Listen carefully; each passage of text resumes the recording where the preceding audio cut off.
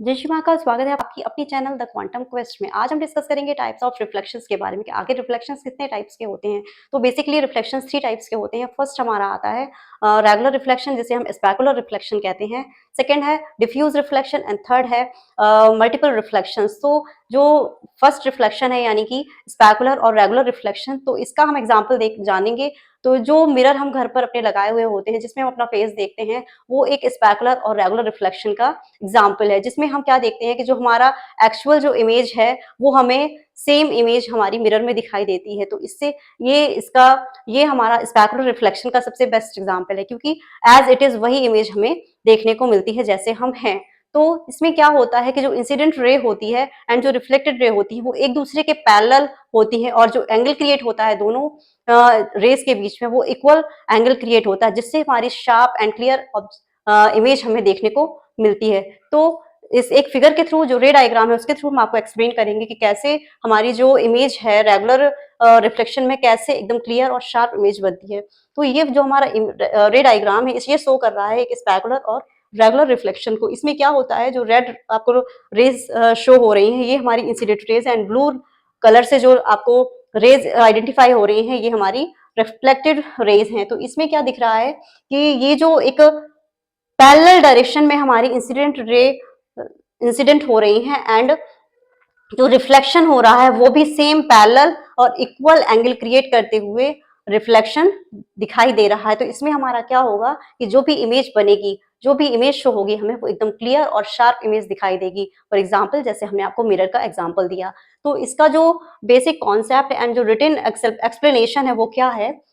Specular reflection, when parallel light rays strike smooth polished surface and reflect a single definite direction, reflection each other, resulting in a clear and sharp image. यानी कि हमें clear और sharp image दिखाई देती है, जो हमारा regular और स्पेकुलर रिफ्लेक्शन होता है। सेकंड हमारा आता है डिफ्यूज रिफ्लेक्शन। डिफ्यूज रिफ्लेक्शन में क्या होता है, जो हमारी पॉलिश सरफेस है वो प्योरली पॉलिश ना होकर थोड़ी सी रफ सरफेस होती है। रफ सरफेस होने के कारण जो भी इंसिडेंट रे हैं जब वो रिफ्लेक्ट होंगी तो वो पैरेलल डायरेक्शन में रिफ्लेक्ट ना होते हुए इधर उधर और डिफरेंट डायरेक्शंस में वो रिफ्लेक्ट होंगी, जिससे कि उनके एंगल जो क्रिएट होंगे वो भी डिफरेंट होंगे। डिफरेंट एंगल क्रिएट होने की वजह से, डिफरेंट डायरेक्शन में उनके रिफ्लेक्शन होने की वजह से जो ऑब्जेक्ट का जो इमेज हमें दिखाई देगा वो धुंधला दिखाई देगा, क्लियर इमेज हमें दिखाई नहीं देगा। तो वो हमारा कहलाएगा डिफ्यूज रिफ्लेक्शन। तो इसका भी आपको जो रे डायग्राम है उसके थ्रू एक्सप्लेन करूंगी कि कैसे डिफ्यूज रिफ्लेक्शन में जो इमेजेस बनती हैं वो धुंधली बनती हैं।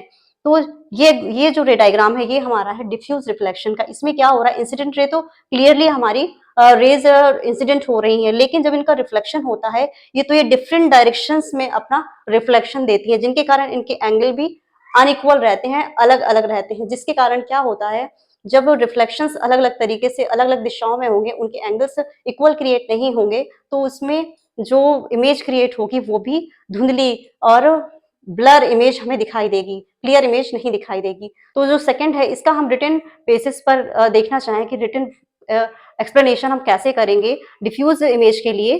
तो diffuse reflection, when light hits a rough or matte surface and scattered in many different directions instead of bouncing off in a single uniform way। यानी कि इसमें क्या होता है कि डिफरेंट डायरेक्शंस में और डिफरेंट एंगल क्रिएट करते हुए जो रिफ्लेक्शंस होते हैं, जिसके कारण हमें ब्लरी इमेज देखने को मिलती है। यही कारण है कि जो कांच टूट जाते हैं या कोई रफ सरफेस से जब रिफ्लेक्शंस होते हैं तो वो हमें क्लियर अपनी इमेज दिखाई नहीं देती है। थर्ड आता है मल्टीपल रिफ्लेक्शंस। तो इसका बेस्ट एग्जांपल है, जो बार्बर की शॉप पर या पार्लर में हम जाते हैं तो डबल मिरर लगे होते हैं, एक हमारे फ्रंट में लगा होता है, देन एक बैक में मिरर लगा होता है। तो उसमें हम क्या देखते हैं, अपनी इमेज को मल्टीपल रिफ्लेक्शंस में देखते हैं कि हमारे जो पीछे है मिरर, उसमें हमें अपनी मल्टीपल इमेजेस दिखाई देती हैं। तो ये हमारा एग्जाम्पल है मल्टीपल रिफ्लेक्शन का। इसके बारे में भी हम रिटन में जानेंगे, उसको भी और डीप स्टडी करेंगे अपने नेक्स्ट वीडियो में। उसके लिए आप इंतजार कीजिए। और जो 10th से रिलेटेड जो भी आपके इस चैप्टर से रिलेटेड, लाइट चैप्टर से रिलेटेड जो भी टॉपिक्स हैं उनको डे बाय डे आपके साथ डिस्कस करूंगी और आपकी तैयारी को और बहुत अच्छा बनाऊंगी, जिससे आप एग्जाम में अच्छा परफॉर्म कर सके। तो कल फिर मिलेंगे नए टॉपिक के साथ, तब तक के लिए नमस्कार।